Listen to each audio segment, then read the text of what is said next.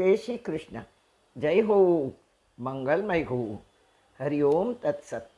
શ્રાવણ માસના સુદ પક્ષના 15 દિવસ શિવજીના. આ વર્ષે શ્રાવણમાં 5 સોમવાર છે. શ્રાવણના વદ પક્ષ એટલે કૃષ્ણ પક્ષના 15 દિવસ કૃષ્ણના. શ્રાવણમાં હરિ એટલે કૃષ્ણ અને હર એટલે શિવ, આ બંને મળવા આવે છે.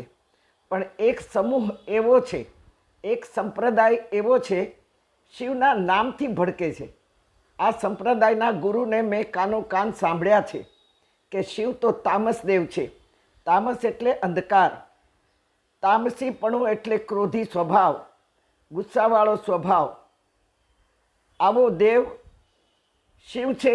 તેથી નામ પણ લેવાનું નહીં. નામ લેવાથી પાપ લાગે. તો ભજવાની તો વાત જ નહીં કરો ભાઈ. અરે ભાઈ, તમે શિવનું નામ લેતા નથી છતાંય તામસી જ છો ને. અજ્ઞાનના અંધકારમાં આજે પણ જીવો છો. વાત વાતમાં ક્રોધ કરો, ઈર્ષા કરો, લોભ કરો, દંભ કરો, અહંકાર કરો, કોઈનું અપમાન કરો. શિવને ભજતા નથી છતાંય તામસીપણું ક્યાંથી આવ્યું? અજ્ઞાનનું અંધકાર, અંધારું ક્યાં આવ્યું? ઈર્ષાનું અને અહંકારનું કાદવ ક્યાં ઘેરી વળ્યું તમને? ત્યાં ક્યાં શિવ તમને નડ્યા? અરે આખો દિવસ વિષ્ણુએ સંભાળ્યા, પણ રાતમાં શિવે આપણા જીવને પોતામાં ભેળવી દીધો. એક પણ દિવસ ઊંઘ ના આવે. વિચાર કરો કે એકાદ દિવસ ઊંઘ ના આવે તો બીજો દિવસ કેવો જાય? તે અનુભવ તો આપણને બધાને છે. તમને ખબર છે, માનવનો જન્મ અન્ન ખાવાથી નથી, ફળોના રસમાં, બીજમાં છુપાયેલો છે. એમાં જન્માંતરના આપણા જેની સાથે ઋણાનુબંધ છે, જે પૂરા થયા નથી, એ જીવ ફળોમાં બેસે છે. અને એ જીવ ફળો ખાવાથી માનવના શરીરમાં પ્રવેશે છે અને માનવ જન્મ થાય છે. ફળો સાક્ષાત ભગવાનનું બનાવેલું અદ્ભુત તત્વ છે. શિવનો તિરસ્કાર કરનાર કૃષ્ણ ભક્તો યાદ રાખજો, મૃત્યુ થશે ને ત્યારે વૈકુંઠમાં બેઠેલા કૃષ્ણ કે રામ કે કોઈ પણ દેવ નીચે સંભાળવા નહીં આવે. એક શિવ જ એવા છે જે સ્મશાનમાં આપણી રાહ જોઈને બેઠા છે કે ક્યારે મૃત્યુ થાય અને એ જીવ પર હું મારો છાંયો મૂકું કે એના પાપ બળી જાય. તેથી તો આપણે મૃતાત્માની ભસ્મ એટલે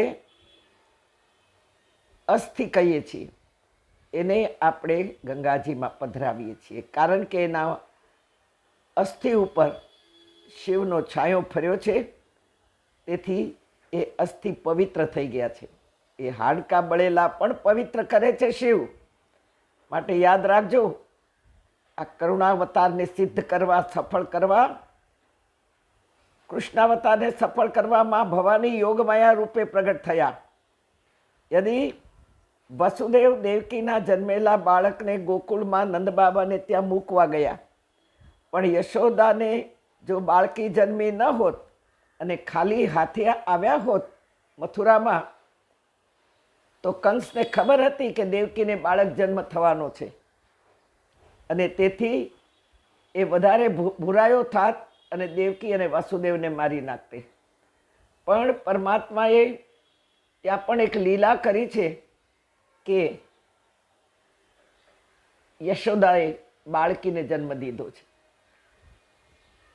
દેવકીના બાળકને યશોદાના પડખામાં પધરાવીને યશોદાની બાળકીને લઈ અને વાસુદેવ પાછા મથુરા આવી ગયા. સવાર પડતા બાળકીના રડવાનો અવાજ આવ્યો અને કંસના પેરેગીરો સતર્ક જ હતા. દોડીને કહ્યું, મહારાજ, દેવકીને બાળક જન્મ્યું છે. કંસ દોડતો આવ્યો, હાથમાં ખડગ લીધું છે અને ખેંચી અને બાળકીને એક પગથી ખેંચી છે.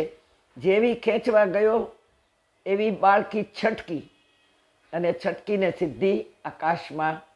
જુઓ, આ ચિત્ર નથી, આ દર્શન છે. અને યોગમાયા રૂપે પ્રગટ થઈ અને કહ્યું, કંસ તું શું મને મારે છે? તારો મારનાર ગોકુળવાસ.